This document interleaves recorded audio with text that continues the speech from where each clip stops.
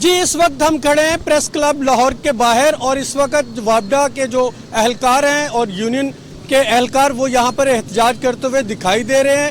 اس وقت وابڈا یونین کی طرف سے بہت بڑا احتجاج کا اہتمام کیا گیا ہے۔ اس اہتمام کے حوالے سے اور اس احتجاج کے حوالے سے یہ بتایا جا رہا ہے کہ جو وابڈا کی نجکاری ہے اور اس کے ساتھ ساتھ جو ملازموں کے حوالے سے پینشن کے نئے قوانین آئے ہیں اس کے خلاف یہاں پر اس وقت احتجاج ہو رہا ہے اور حکومت سے یہ مطالبہ کیا جا رہا ہے کہ فوری طور پر یہ جو پینشن کے قوانین بنائے گئے ان کو تو فوری طور پر واپس لے اور وابڈا کی نجکاری کے حوالے سے ایک ایسی پالیسی مرتب کرے جو پاکستان کے جو مزدور ہیں ان کو قابل قبول ہو۔ اس حوالے سے ہمارے ساتھ یہاں پر مزدور رہنما کھڑے ہیں، ہم ان سے جان لیتے ہیں کہ کیا وجہ ہے کہ وابڈا کی نجکاری کے حوالے سے اور جو پینشن قوانین بنائے گئے ان کے حوالے سے ان کا کیا مطالبہ تھا اور یہ کس طرح سے یہ احتجاج جو ہے اپنے انجام کو پہنچے گا۔ جی السلام علیکم۔ وعلیکم السلام۔ جی سید کاظمی صاحب یہ بتائیے گا، ساجد کاظمی صاحب یہ بتائیے گا کہ یہ جو احتجاج آپ کا ہے یہ کس حوالے سے ہے اور اس کا جو یہ بہت عرصے سے آپ لگے ہوئے ہیں اس حوالے سے، لیکن یہ احتجاج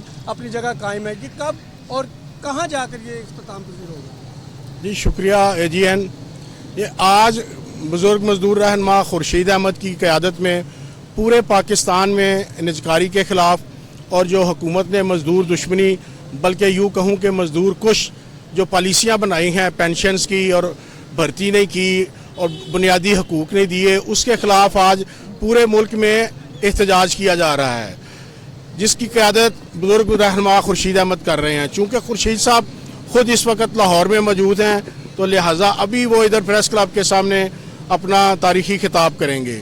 یہ آپ کے سوال کا یہ جواب دے دوں کہ یہ تقریباً 50 سال سے ہر دور کے ہر حکمران نے آئی ایم ایف کے ایجنڈے پر نجکاری کرنے کی کوشش کی ہے اور ان کے آگے واحد جو دیوار ہے اس کا نام ہائیڈرو یونین اور ہائیڈرو یونین کے قائد جناب خورشید احمد جو صرف پاکستان میں نہیں 185 ممالک میں مزدوروں کی رہنمائی کرتے ہیں۔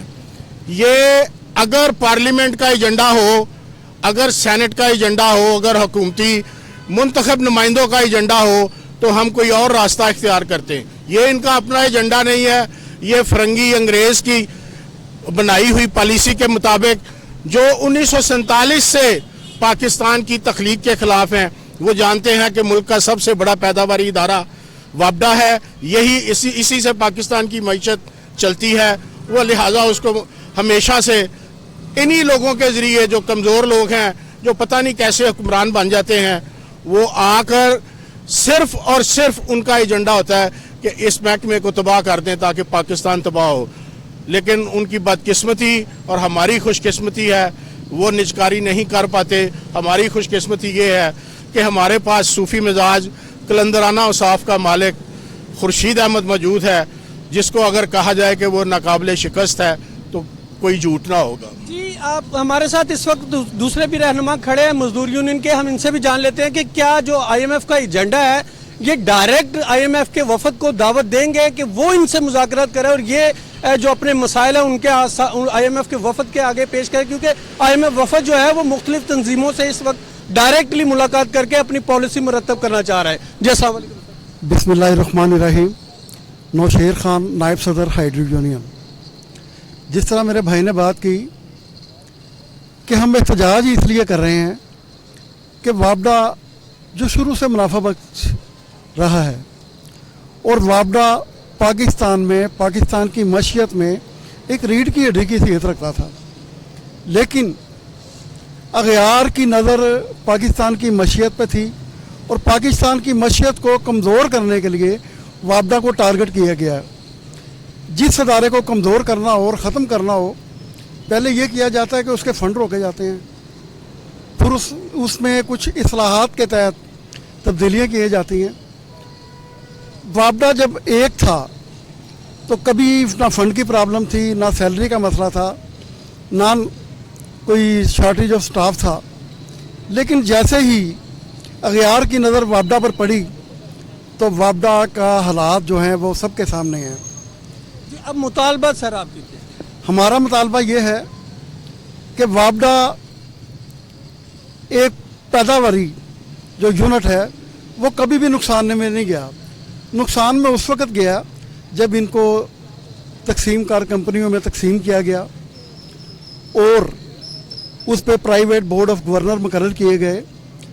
लाखों नहीं करोड़ों रुपया वो लोग लेके जा रहे हैं, अरबों रुपए के ऐसे मंसूबे बनाए जा रहे हैं जिनकी ज़रूरत नहीं है मास भाई अपने लोगों को नवाजने के लिए। अगर ये चीज़ ना होती तो वापडा नुकसान में नहीं जाता। लेकिन अब जो ये नजकारी कर रहे हैं ये भी IMF का एजेंडा है। आप बैठें, कोई ऐसा तरीक़ेकार अपनाएं। यूनियन आपको बताती है, हम बैठते हैं। खुर्शीद साहब ने 185 ममालक में पाकिस्तान की नुमाइंदगी की है, बैठे उनके साथ, यूनियन के साथ बैठे, कोई ऐसा अलायबल बनाएं जिसमें एम्प्लॉइज़ भी डिस्टर्ब ना हो, एम्प्लॉइज सफ़र ना हो और अदारा भी चलता रहे और अदारे के जो अगर कह रहे हैं ना नुकसानात है इंशाल्लाह वो भी कवर होंगे। जी नाज़रीन, आपने जाना कि इनके मुतालबात यही हैं कि इदारे के साथ बैठ कर पॉलिसी बनाई जाए ताकि इदारे के मुफाद में भी हो और जो हुकूमत है वो भी उसके भी मकासद पूरे हो जाए। जी।